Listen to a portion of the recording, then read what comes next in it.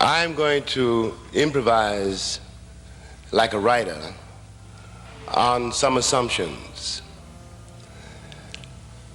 And though I feel a little uneasy in doing this and saying this, nevertheless, what a writer is obliged at some point to realize is that he's involved in a language which he has to change. For example, for a black writer, especially in this country, to be born into the English language is to realize that the assumptions of the language, the assumptions on which the language operates, are his enemy. When Othello kills Desdemona, for example, he says, "I threw away a pearl richer than all my tribe." I was very young when I read that, and I wondered about that. Richer than my tribe?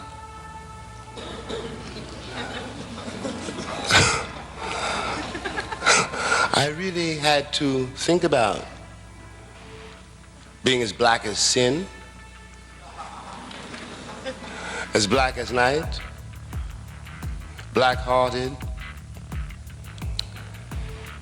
And in order, this is another story which I won't go into, in order to deal with that, really, to deal with that, at a certain time in my life, when I was not in this country, but in France, where I could not speak to anybody because I spoke no French, but no one wanted to speak to me, I dropped into a silence in which I heard, for the first time, really heard and began to be able to try to deal with the beat of the language of the people who had produced me. I might have been able to do that here, but in the event I was not able to do it here. I did it far away. And when I was able to hear that music, because when I was young, there were no black writers as models, and white writers cannot be models either. I did not agree at all with the moral predicament of Huckleberry Finn concerning Nigger Jim. It was not, after all, a question about whether I should be sold back into slavery. I want to try to shift a certain assumption. I want to suggest that instead of, as we have now for far too long, according to me, instead of speaking about the civil rights movement, which is an American phrase, which I'm going to go into in a moment, which upon examination means nothing at all. Let us pretend that I stand before you as a witness, and let us pretend that everyone under the sound of my voice is in the same condition. I'm a witness to and a survivor of the latest slave rebellion.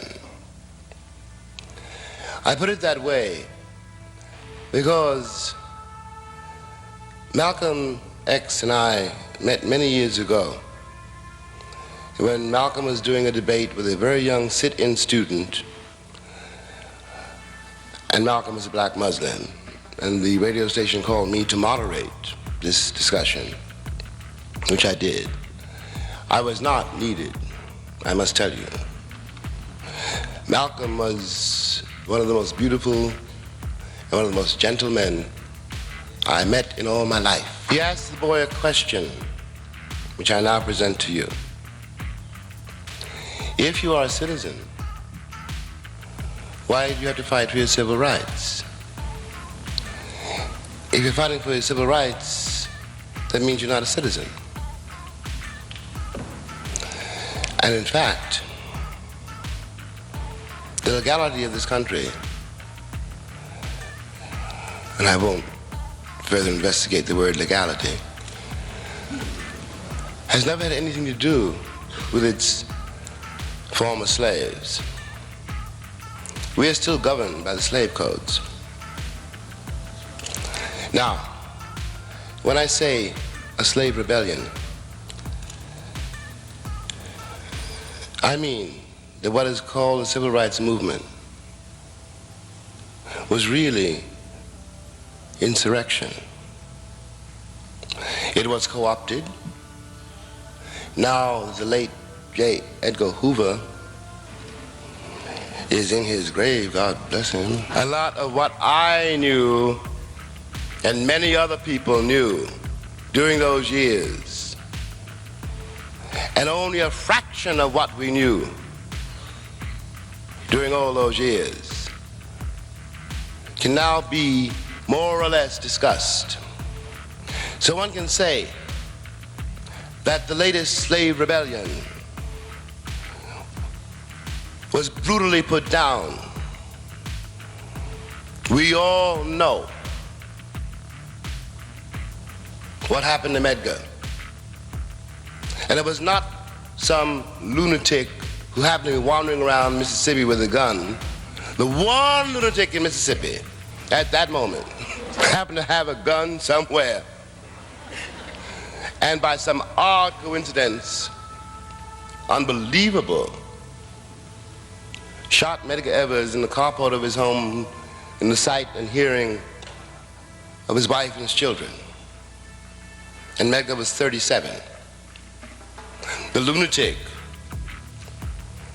was carried into the front door visibly of a nursing home and out the back door, and that was that. We all know what happened to Malcolm. We all know what happened to Martin. We know what happened to Fred Hampton and Mark Clark. And so many more. Honey, don't tell me. I mean, the list is long. That is the result of a slave rebellion.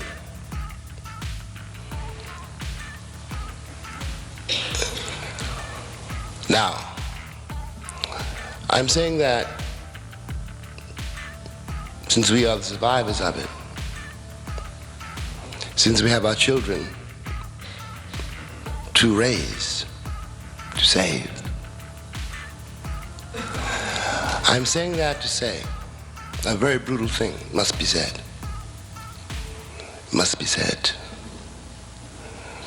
The intentions of this melancholy country as concerns black people, and anyone who doubts me can ask any Indian, have always been genocidal. They needed us for labor and for sport. Now, they can't get rid of us. We cannot be exiled, and we cannot be accommodated. Now something's got to give. The machinery of this country operates day in and day out, hour by hour, until this hour, to keep the nigger in his place. When I was young, among other things, I used to run an elevator murderously, but I ran it. I am not needed to run the elevator no more. A whole lot of things we used to do, we ain't needed for no more. On the other hand, we're here. It is true that this is going to be a difficult summer. In every city in this nation now, black father is standing in the street watching black son. They're watching each other, and neither one of them got no place to go. That is not their fault. It has nothing to do with their value, their merit, their capabilities. There may be nothing worse under heaven. There may be no greater crime than to attack a man's integrity. to attempt to destroy that man. For I know, in spite of the American Constitution, in spite of all the born-again Christians, I know that my father was not a mule and not a thing, and that my sister was not born to be the plaything of idle white sheriffs. What am I saying? I'm saying we find ourselves between a rock, if you like, and a hard place. I am saying something else. I am saying that our presence in this country terrifies every white man walking. I'm going to go back and clarify that in a minute. I want to suggest, and it's a very important suggestion, first of all, this is not now, never has been, and now never will be a white country. There is not a white person in this country, from our president to all his friends, who can prove he's white. It is absolutely true. The people who settled this country came from many places. And where they were before they came here was France, England. In France, they were French. In England, they were English. In Italy, they were Italian. In Greece, they were Greek. In Russia, they were Russian. It is worth noting, by the way, that this phenomenon called Europe has never agreed about anything at all except us. They don't get along until this hour. The only thing that ever unites them, the common market, for example, is about us. And they can't get that together. So they're squabbling over what's left of their colonies. In short, they've lost their clowns, Ray Charles might put it. And this means that we have to consider, first of all, that white, Malcolm said, state of mind. Because I don't want to be misunderstood as saying, I'm not talking about white people. Insofar as you think you're white, you're irrelevant. We can no longer afford that particular romance. We are all, in any case, here. I want to point out a paradox. The only people in this country who have any notion of who they are, the only people in this country who have any notion of who they are the black people in this country. And I will tell you why. When the Italian got here, or the Greek, or whoever, there was a moment in his life when he had to start to speak English, when he became a guy named Joe. And that meant he couldn't speak to his father because his father couldn't speak English. That meant a rupture, a profound rupture. So the son did become a guy named Joe and never found out anything else about himself. We come out of a history, black people in this country come out of a history which was never written down. The connection between father and son, between mother and daughter, until this hour, and in spite of the danger in which we stand, and all that I know is happening all around us every day, we forged ourselves out of this fire. And if we could do that, and we have done that, we can deal with what now lies before us. I know I ain't got no jobs to give nobody. I know that. I know I ain't got no money. I can't co-opt you. I know many things must be done, and I know that I can't do them. But I also know that I haven't got to do them alone. We have never been alone. That's the mystery. Every white person in this country, I do not care what he says or she says, knows one thing. They may not know, as they put it, what I want, but they know they would not like to be black here.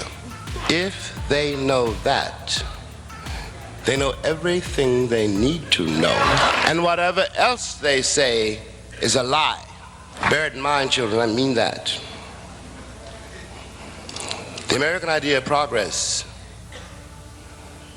when the Americans talk about progress, they mean how fast I become white.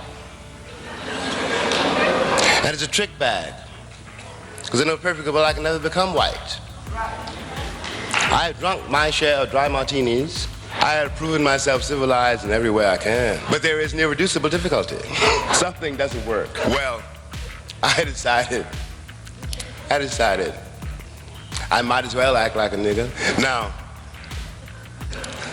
the black people of this country stand in a very strange place. So do the white people of this country stand in a very strange place.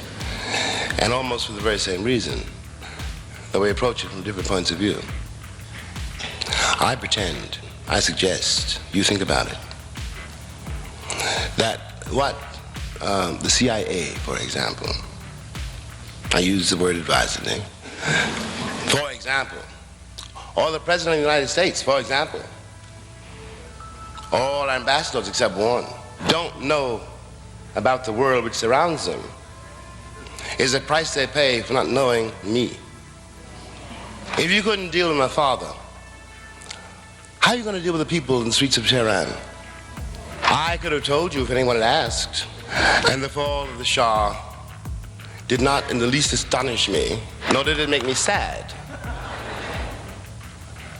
But this means that the black people of this nation represent for the Western powers. And for the Western powers, for the moment, bearing in mind what we must do to save our children. For the moment, let us substitute the word conspiracy. There is a reason that no one wants our children until this day educated. When we attempt ourselves to do it, we find ourselves up against the vast machinery of the system of education in this country, which is, among other things, a billion-dollar industry. And the billion-dollar industry is more important than the life of the child. Now, I want to suggest, and I want everyone to think about it. I know the machinery is vast, ruthless, cunning, and thinks of nothing, in fact, but itself, which means us, because we are a threat to the machinery. We have lived through, as I suggested, a slave rebellion. We cannot pick up guns because they got the guns. You know, we cannot hit those streets again because they're waiting for us. We have to do something else. Before each slave rebellion,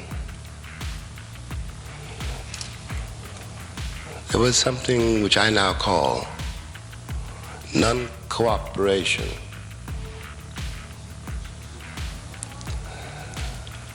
How to execute this in detail is something each one of us have to figure out. But we could begin with the schools and take our children out of those schools. Take them off those buses. Everybody knows who thinks about it that you can't change a school without changing the neighborhood, and you can't change the neighborhood without changing the city. Ain't nobody prepared to change the city because they want the city to be white. All the American cities have begun to crumble when the white people moved out to get away from the niggers. Every crisis in every city is caused by that. How can you expect the people who cannot educate their own children to educate anybody else? This will be, well, contested. Nevertheless, one's got to start somewhere. And I'll use that as an example. There are other things I have in mind, but I'm not really a tactician. I'm a disturber of the peace. I want you to think about it, because I know what can happen if you do think about it. One more thing. It is useful to bear in mind that this country, and indeed the West, has been living on a war economy since 1939. It is useful to bear in mind that we would be at war now if we could afford to be. Ain't no place left to go to war. All the colonies, though they still belong to Europe, are no longer where they were. Now it's a matter of getting the resources of the country out of European hands into African hands. And we are involved in that. The black people of this country are involved in that. If we, this country, could afford to raise an army and afford to go to war, it would do so. This country cannot raise an army to set anywhere in the world which it can trust. So, we hold the trump. When you try to slaughter a people and leave them with nothing to lose, you created somebody with nothing to lose. And if I ain't got nothing to lose, what are you going to do to me? We have one thing to lose. That's our children. And we've never done that yet. After all, we haven't done that yet. And there's no reason for us to do it now. We hold the drum, I said, right? Patience and shuffle the cards. Thanks.